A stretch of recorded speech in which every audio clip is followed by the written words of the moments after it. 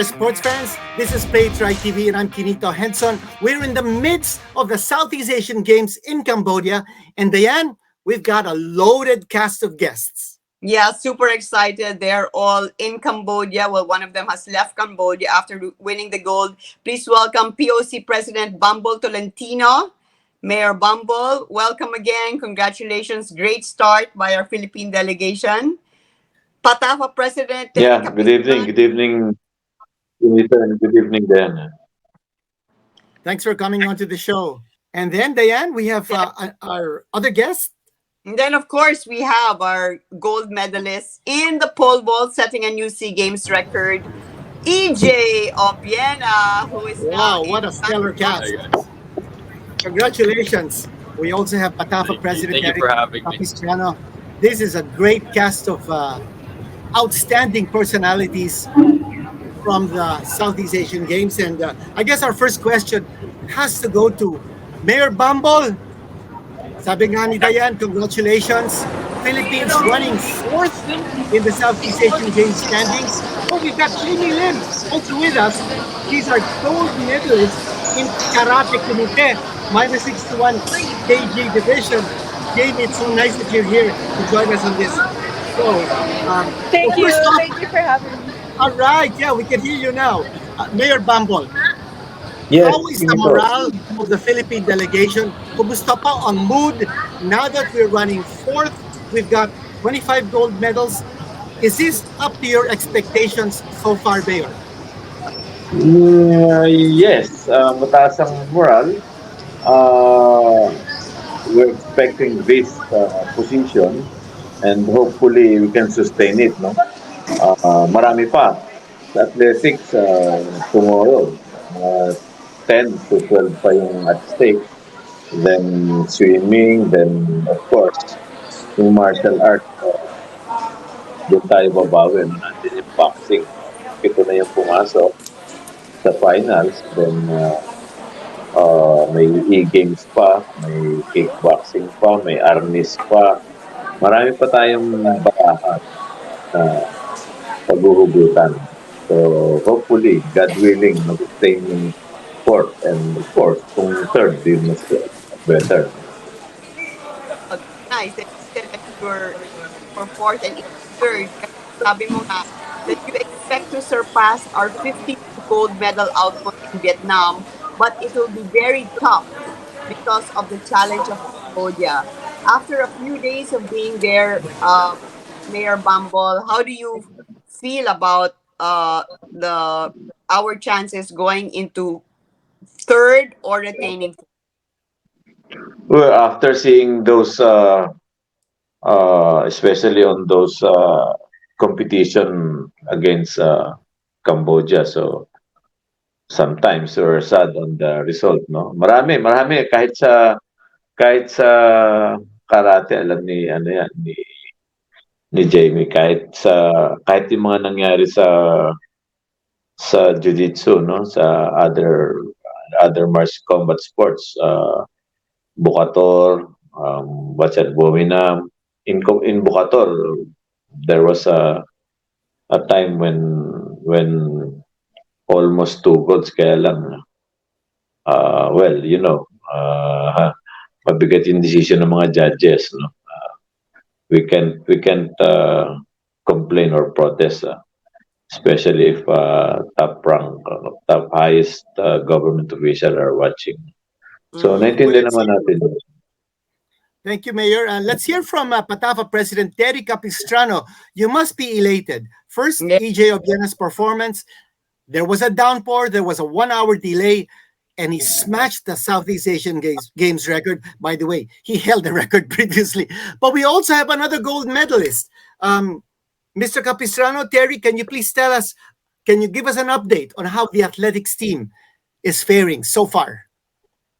So far, today is Tuesday, Monday.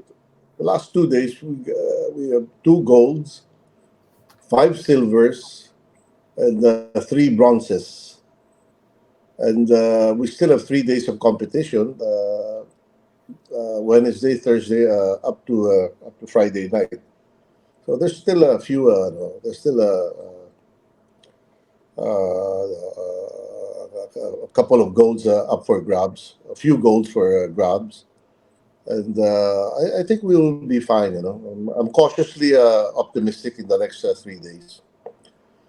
So far, so good. We were able to get a number of silvers in unexpected events, Mm-hmm. and lost a gold in expected victory in the shot put. We're expecting our one of our athletes who's the defending shot putter, who's the defending champion for the last couple of SEA Games. Unfortunately, gave up the title this afternoon.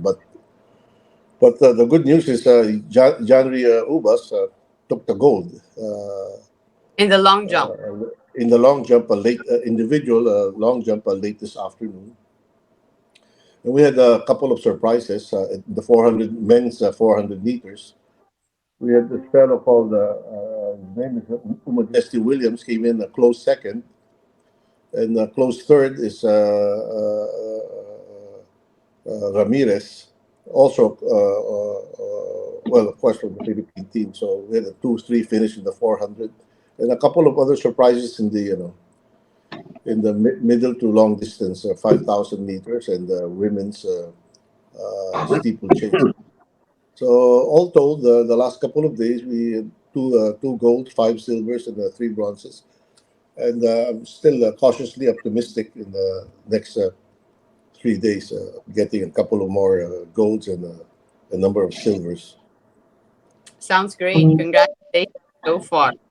So we gotta ask EJ Obiena. We were all watching via video from here. Your jump.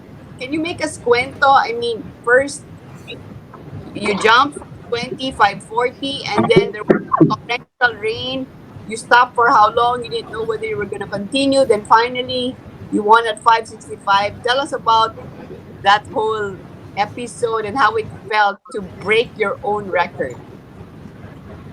It's a way too long story if I tell every detail. So we started at 5:20. We expected the rain. But I was hoping that the competition was done. For some reason, someone requested a starting height of 370 for a men's pole vault. So Three?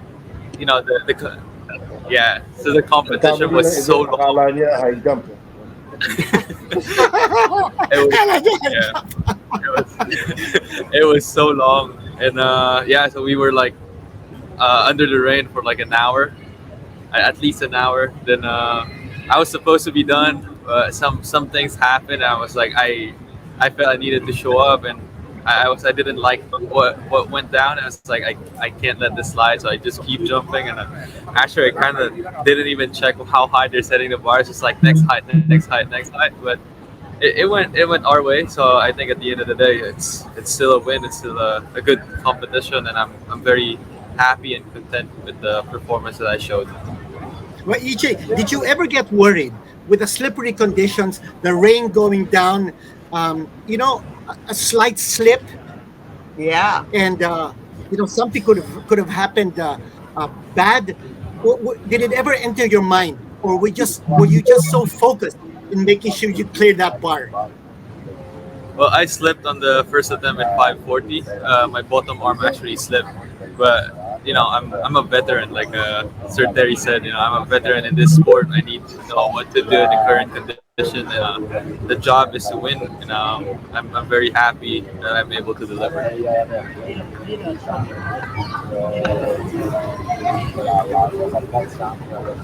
Have you ever jumped or even had any training with those conditions? Rain, I heard it's raining, windy. Huh? Rainy, windy, yeah, but not wait for an hour because of the rain. I have not done that. We waited for like 15, 20 minutes, 30 minutes. Then normally the judges decide what to do. But this is the first time I waited for an hour before I actually take my third height. So it's a new thing. And then Okay, yeah. Go Sir ahead. Paul, the awarding was held the next morning, this morning. Yes, Mayor following Bambol? day. Yes, the following day. The following day, due to the rain and request of postponement of the awarding, then the following day, before AJ left, no, And we J- were yeah, given a chance to award. and Jamie Lim, our Yeah. gold medalist, minus 61 kg kumite in karate. Last Southeast Asian Games in Hanoi, a karate team brought home 8 bronze medals. No gold, no silver. But this year, 2 golds, 6 silvers, 1 bronze. Jamie Lim, what turned things around? Is it your new coach, Coach Levent Aydemir? Okay, well, Coach Levent, he's new, but he's really amazing. And I like the transition from our old coach, Coach Okay, because we already like get the Turkish way of thinking and fighting. So that really worked out for us. But Coach Levent is also amazing. But also, I think Vietnam was very difficult last year. I think because also they were the host, so that was a very big challenge for us. But this year, I was able to redeem myself. I'm so happy. My first round was against Vietnam, and so I looked at my pairing and I said, why did I get Vietnam in the first round? But And Vietnam I is a defending champion, right? yes, that's right. And So she my beat you in the last SEA last Games in the year. semis. Yes, that's right. Okay? So I looked at my draw and I said, what kind of pairing is this? Because my first round was Vietnam. The second one was Malaysia, the current Southeast Asian champion. And yeah, Southeast Asian champion, the one in Manila. And then the last one was either Cambodia or Laos, Mm. the not so strong. So I said, what kind of pairing is this? But anyway, we made it through. And so I'm just so happy about that one. Nice. Congratulations. When you won the gold in 20, missed it last year. Now, I was wondering, against the final against Cambodia, were you a bit nervous to them, about the decision, given that host sila, or may kalaban in one? How, Yeah. Actually, the Cambodia crowd was very daunting because they were so loud. As in, I think that was the biggest factor. mm, But I think going into the final, I was feeling good because the first 2 rounds were very tough. As in, I think that should be the final level. So, yeah. I felt na kung nakaya ko po yung first 2 rounds, dapat kaya na rin yung final. So, I was feeling pretty confident in the third round, but not overconfident. So, um, focusing on the goal throughout, step by step, round per round, and it worked out for us. Well, Jamie Lim now with 2 career Southeast Asian Games gold medals. She duplicates what her father Samboy did with the basketball team in 1983 and 1985. On now to Mayor Bambol Tolentino once more. Mayor, kumusta po yung yung uproar about yung mga eligibility rules ng Cambodia, especially sa basketball, na kadami-daming naturalized players ang ginagamit nila. Is this, you actually mentioned this as early as January, na gagawin nila Yes, itong rule na to. Pero yes. hindi naman tayo papatol sa mga ganong klase, hindi tayo gagawa ng ganon. But Com Bambol or Mayor Bambol, is this something that will continue in the next Southeast Asian Games? I don't think so, no? So, during our last meeting, pinag-usapan na namin yung not the residency, not the requirements, no? But pinag-usapan na namin yung mga sports na maximum of 10, Mm-mm. maximum of 4, minimum of 10, sorry, mga Olympic Games.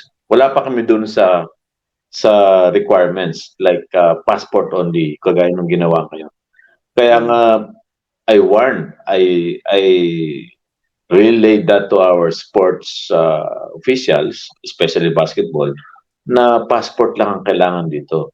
So sana without the the rules, no, na permanent rules, dapat nagagawa nila but di na rin magawa.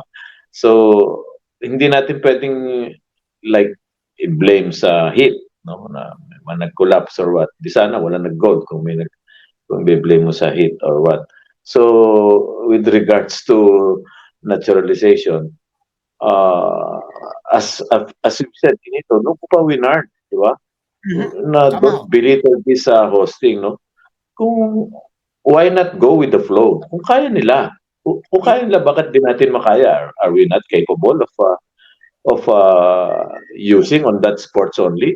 Other kagaya nila, di ba tayo kaya mag sabay-sabay ipasok yung with Philippine passport, whether it's five imports or what. So, yun lang sana na don't belittle the host, di ba? So, hindi naman laging bad boy ako na lagi ko sasabihin sa discussion, ano, hindi pwede yan, hindi pwede yan. So, lagi na lang ako nagsasalita doon. So, it's part of the compromise too.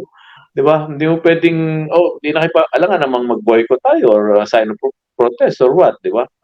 So, part of compromise din na hindi lang alam ng iba. Nandyan yung arnis, nandyan yung obstacle course. Lahat yun nilaban natin eh. So, kung sabihin nila, ang dami mo nang hiningi, ito pa namang basketball. So, sana, well, sinabi ko na matagal na. So, why not go with the flow, no? Sa habang wala pa yung basic rule, no? Kung nakaya nila, bakit di natin nakaya? Mas marami tayong makukuha ang import, no? Not that ganun kasama yung rule, no? Kasi laging overrule ng SEA Games Charter yung IF rule. So wala yung residency, wala yung tulang imports ang pwedeng gamitin, wala yung isa lang. Hindi kaya. The host always have the prerogative, no? So kaya nga 1 year ago, sinabi ko na yan. Don't belittle this SEA Games. Gagawa ng paraan ang Cambodia, like naturalizing 6 Chinese for wushu, 8 Pakistani for cricket, then basketball, then 4 Iranians for wrestling. They can do that eh. So, hindi ko sinasabi na lahat mag-naturalize tayo ng all sports eh. Sana lang ingatan natin yung sa akin lang, sana ingatan natin yung basketball. Na kaya naman natin, yung nagawa nila kaya natin.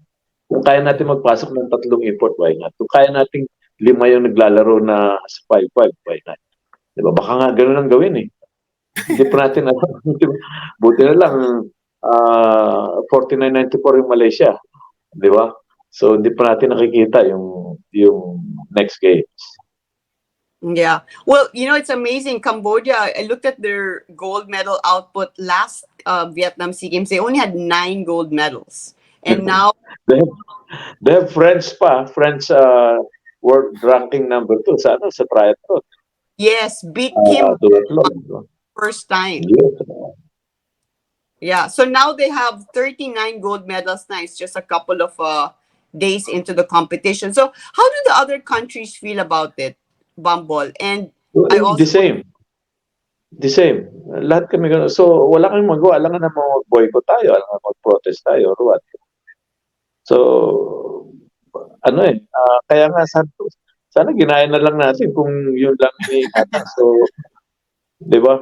Kaya naman. We have lots of imports, di ba? All imports natin lang. Ganun. Mayor, mahirap pag-naturalize. Dapat kausapin pa natin si Senator Tol para tumulo sa atin. Terry, DJ, buti na lang hindi nila ni-naturalize si Mondo sa pole vault. they can do that kasi may apektuhan yung pag-represent niya sa bansa niya sa qualifying Olympics. Yeah, he represents Sweden. What about in the sport of athletics, Terry? Are there lots of naturalized athletes on the Cambodia side? I was not able to analyze their athletes in the track and field or athletics. I don't think they were able to do this in the athletics. Fortunately, I don't think they will be able to get a substantial number of medals in athletics. regarding this, this item on citizenship, passports, etc. You know, tama si Bambol no? Kung ano yung laro dito sa particular game, what in the case of 32nd Southeast Asian Games, kung nalaro doon, uh, we play their game if necessary, you know. But then on the other hand, hindi naman ganun kadami yung hindi naman ganun katindi yung damage. Perhaps it might be a good idea to just let go na rin dahil hindi naman matindi yung you have to understand, no? This is an underdeveloped country. This is the first time they're hosting. Hindi siguro mapahiya ng gobyerno nila dito sa taong bayan. So, I guess they went to some lengths to ensure that there's no embarrassment on their part. So, yeah. Let go na yan. Let go. Yeah. Just Well, let's go back to EJ. Let's go back to EJ Obiena. EJ, okay, you're going back to Italy now. The World Championships are scheduled in Budapest in August. Before that, are there any major competitions you're looking forward to joining? Now, we understand the Olympic qualifiers begin in June, and then you've got the Asian Games coming up in September. What does your schedule look like from now until the end of the year?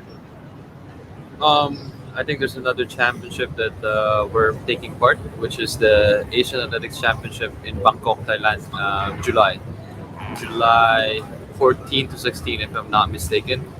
Then, the qualifiers will start on July 1. Then I already have a competition July 2 in Mondo's backyard in Stockholm. So hopefully in that meet, I'll be able to qualify. So we could just plan and just have a straightforward qualification process for Paris. That's 5.82 is the Yeah. minimum level of height to be able to qualify for the Paris Olympics. Chicken yun, chicken. EJ. Well, until I've done it, it's not chicken yet. So better do it first. I wanted to ask EJ, in the blue, like day before the competition, now the next day, right after you're flown out, you're already in Bangkok. I mean, so kumbaga, you didn't have time to get lag. When you got to Cambodia, natulog ka ba or hindi na, or how did you do that? I was sleeping the whole morning. I was awake by lunch. Yeah, so I was still following Italian time. So jet lag haven't hit. That's why I'm still awake. It's almost midnight. I'm still like full of energy. In the next 2 to 3 hours, I'll be sleeping like a baby. But EJ, from now until July, you won't be competing? Your first competition I next will. after this? I'll formally open my European circuit on June 6th in Bydgoszcz, Poland. That's a gold continental tour. Then I'll have 3 competitions. Then I have a 3-week break, but not break from competition to continue to train. Then I'll open again in Stockholm. Hopefully by then, I should be ready to jump 82. Okay, Nice. let's go over to Jamie. Jamie, I can't get over the fact that you've won another gold medal, and in spite of the fact that you decided to join the SEA Games only last January, you've been isolated in London. You're doing your master's course there in Imperial College, and I understand you cried many times during the process of your training because you could only go to this dojo about an hour away from school in London to practice, and you were away from your family, you were away from your national team. How did you get this strength, this inner strength, to be able to do what you did? I think nainggit lang po ako because I didn't wanna I didn't wanna not do the SEA Games. I already missed so much while I was in London. So the team competed in the Asian Champs in December and also Southeast Asian Championships in March in the Philippines. So parang, and then SEA Games is coming up. I said, I don't want to miss it. And I didn't want Vietnam Sea Games to be my last Sea Games because I wasn't so happy with it. Many things didn't go the way I wanted to. I didn't want that to be my last. So, um, I knew it was gonna be a very long shot kasi wala nga po masyadong training in London. I was mostly doing it alone. And then I knew I only had 3 weeks to train in Turkey right before the SEA Games. So, alam kong kailangan ko i-crash course. So, many times there were doubts na will the training be enough? Vietnam girl will be there again. Am I still in shape? Parang a lot of that, the stress, as well as the school, because the school is so hard also. So balancing that, I had to do also. So ayun, the stress, the pressure, but my mom, I call her every day for support, and nakakatulong po just because I can talk to her like all the time while I'm in London. Well, you're turning 26 on Saturday. Advanced happy birthday. Thank you, Since 26. you're Happy only birthday, turning Jamie. 26, this was not your last Southeast Asian Games, by the way. You're still competing in the next Asian Games. You've got a long way to go. That's Jamie Lin. Mayor Bambol, what were the surprises so far in the Southeast Asian Games? At saka, Yes, ano po yung mga yes. disappointments so far? Ano yung mga It, surprises nyo? surprises like gymnastics, no? Kala nila si Kaloy lang magdi-deliver. Look, may dalawang bago nag-deliver. Swimming, aquatics, ganun din, ano? What else? Kay Terry sa PATAFA, of course, ang dami yung surprises niya. Meron pang 2 araw yan, 3 araw. Di pa niya nilalabas yung mga yon. So, Medalist in na. some martial arts, yun lang, yung mga sad stories like in karate, di ba? Yung kay Jonah, nagtabla yung score. Tapos 4 judges will decide. Pag decide ng 4 judges, tabla na naman. Then pag nagtabla pala yon, 4 judges, the referee will decide. Oh my, bang. That's it. Meron ganun din nangyari sa Obiena.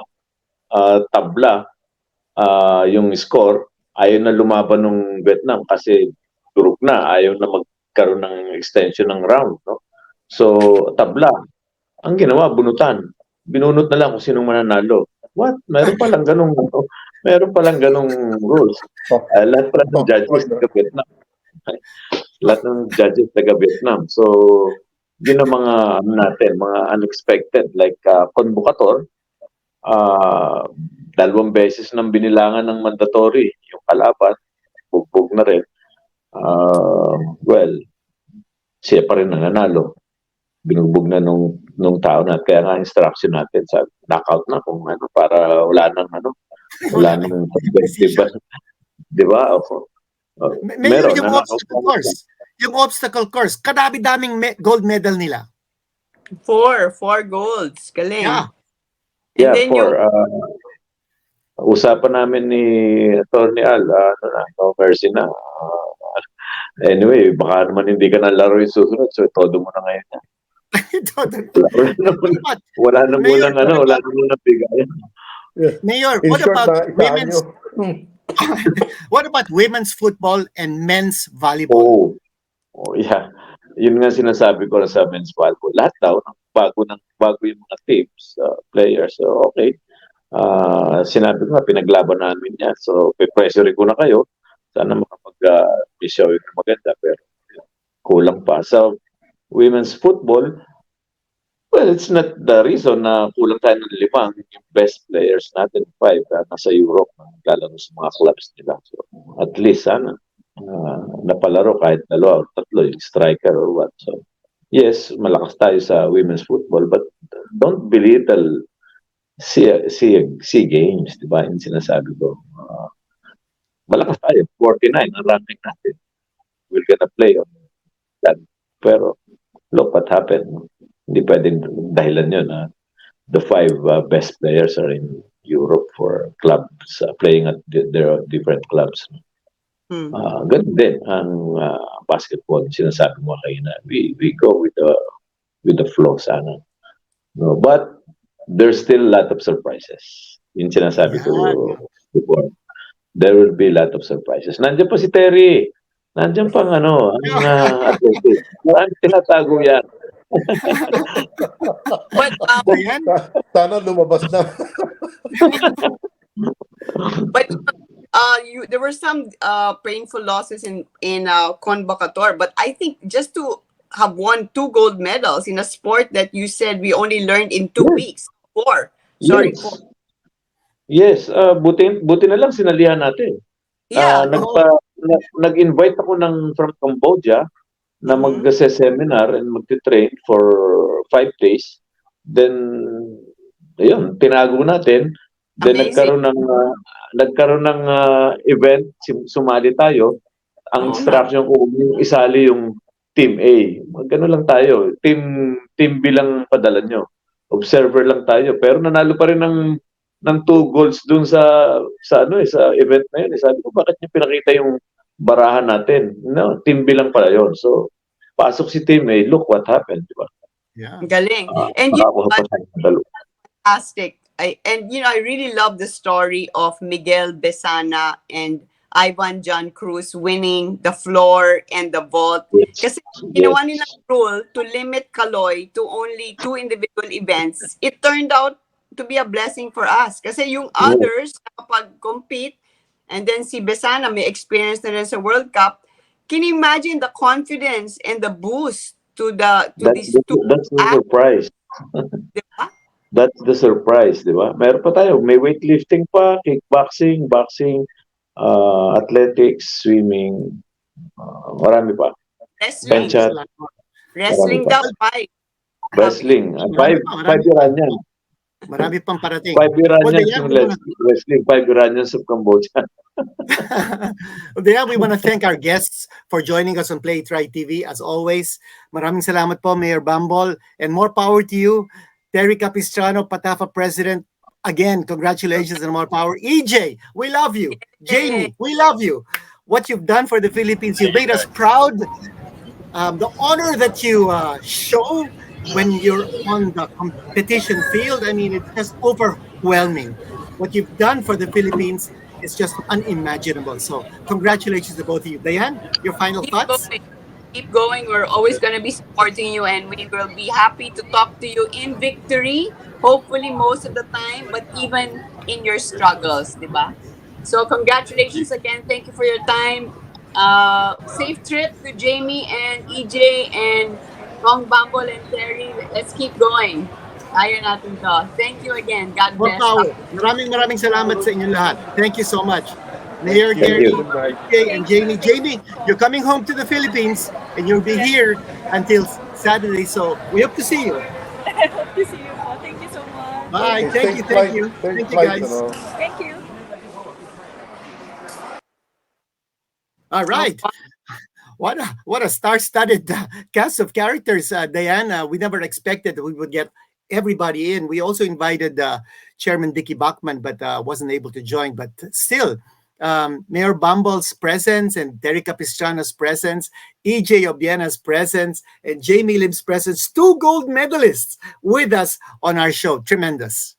Yeah, super. I love hearing all the stories. No? Ang dami talagang nangyayari, no? Pag multi-sport events, like the SEAGAMES, and it's just that, as President Bambol said, we just have to go with the flow. Wala tayong magagawa sa mga rules or mga advantages ng host country. It happens in every SEAGAMES. So that's why the SEAGAMES is so tough, Quinito, because there's so many conditions. Of course, everyone's talking about the heat. I think our basketball venue doesn't have aircon, if I'm not mistaken. But so talagang you really have to be tough, and hopefully most of the odds go our way in the remainder of the days. There, marami pang event, and I like what Kong Bambol keeps on saying na marami pa tayong surprise. When he says that, ibig sabihin marami pa tayong gold na maaasahan kasi binibilang niya yon, alam ko yon. Kinakausap niya isa-isa yung mga NSA heads, di ba?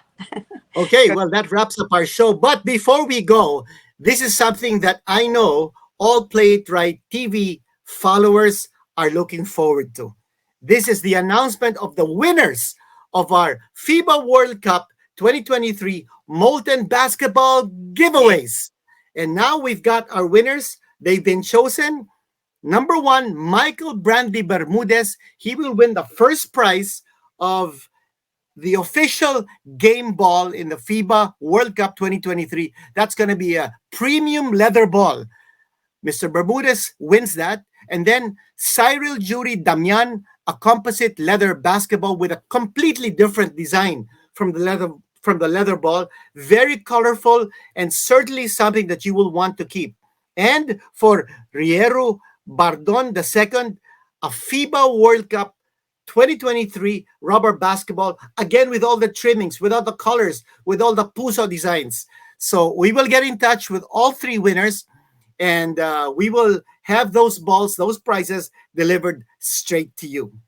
Congratulations to all our winners, and I'm sure you're going to enjoy playing with your new basketballs, and watch out for further promos dito sa Play It Right TV. We have, we're planning to have a lot more. And while you're at it, if you want to check out PlayItRight.com, they have super nice products. You can find those molten balls there and many other world-class items for sports and fitness. They are our sister company, PlayItRight.com. Enjoy. Have a great shopping day. Yeah. Now, don't forget, like, share, subscribe, hit that bell button for notifications so you get tuned in to everything that we have planned here on Play It Right TV. Also, give us your comments. You want us to feature any sport, any athlete, things of interest to all of you? Just drop us a line, and we'll see what we can do. And well, that's it. Thank you very much for joining us on Play It Right TV. This is Quinito Henson. Dyan Castillejo. Until next time, God bless. Let's go Philippines. Keep fighting in the SEA Games. Kaya.